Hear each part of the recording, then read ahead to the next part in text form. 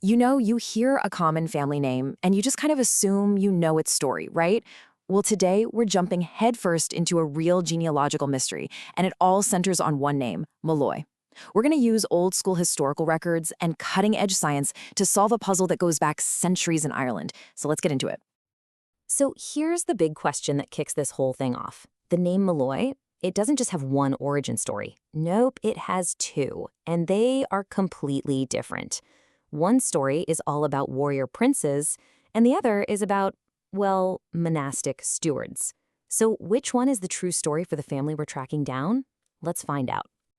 Okay, to even begin to untangle this, we first have to wrap our heads around these two totally separate clans. I mean, they lived in different parts of Ireland, they had completely different jobs in society, and yet somehow, through the strange twists of history, they both ended up being called Molloy. And wow, when you put them side by side, the difference is just night and day.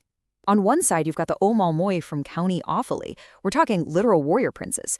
And on the other side, the O'Mail Eotha from Roscommon in East Galway, a family of hereditary church stewards, guardians of holy relics, and legal experts. Same name in English, but two worlds apart. So, the big question is, how on earth do we figure out which clan our family belongs to?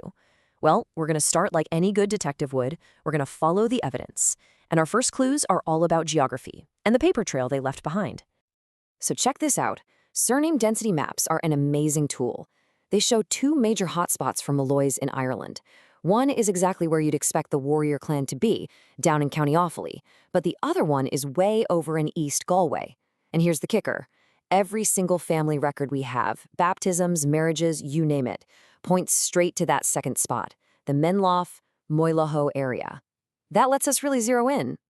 And once we know exactly where to look, the records start giving up names. Suddenly, this isn't about big, abstract clans anymore. It's about real people. The whole investigation now pivots to this one couple, James Molloy and Catherine McDonough, who lived in this little corner of Galway back in the 1800s. And boom, here it is, the smoking gun. This is the actual, official civil birth record from 1868. It puts James and Catherine, and it even includes her maiden name, McDonough, right there in Menlo at the exact right time. This is the kind of solid evidence genealogists live for, and it confirms we are deep in the heartland of the Galway Molloys. Okay, so we've nailed down where they were from. Now we get to the really fascinating part. Who were they?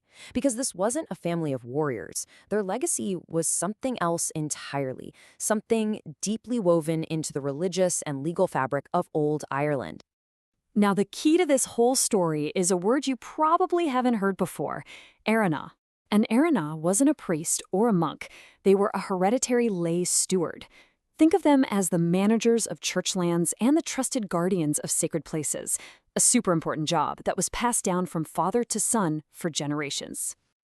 And their job description was just wild.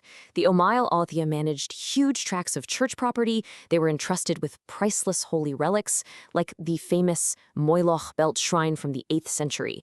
And, as if that wasn't enough, they were also brehon jurists, basically lawyers and judges in Ireland's ancient legal system. Their whole identity was built around this sacred duty. And get this, the name itself, O'Mailotha, tells its own incredible story. It literally means devotee of Od. And Od, well, he started out as an ancient Iron Age fire god who got absorbed into Christianity and became Saint Madoc. It just shows you how deep these traditions run, stretching all the way back to pre-Christian times. The paper trail is solid, the history is absolutely fascinating, but hey, it's the 21st century. We have one final, killer piece of evidence to lock this whole thing down. Let's turn to the science and see what the DNA has to say.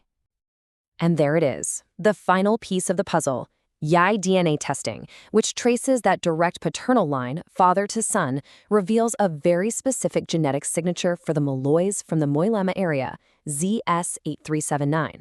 This genetic marker is completely different from the DNA of the Offaly Molloys. It's the final biological proof. The two families are not related. Case closed. But you know what's so cool? This story isn't just stuck in old books or lab reports. This history is literally written on the landscape. For anyone descended from this line or even just fascinated by the story, you can actually go and connect with this heritage in person. You could seriously create your own heritage trail. You could start in Moylog Village, wander through the old graveyard, and see the Molloy name on the local sports team's jerseys. Then you could head to the National Museum in Dublin to see that incredible belt shrine they guarded. And back in Galway, you can explore the ruins of Kilbegnet Church, their historic home base, and even visit Clonfert Cathedral to get a sense of the wider world they lived in. And that's really the big takeaway, isn't it? This is a living history. The legacy of the Amalyoda isn't just something in the past. It's right there in the stones of the ruins, it's in the artifacts you can see, and it's in the Molloy families who still call that small corner of East Galway home today.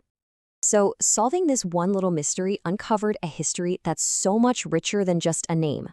It's a story of faith, of law, of sacred duty, and it just leaves you with one final thought. Every family tree has its own puzzles and hidden stories. What incredible stories are waiting to be discovered in yours?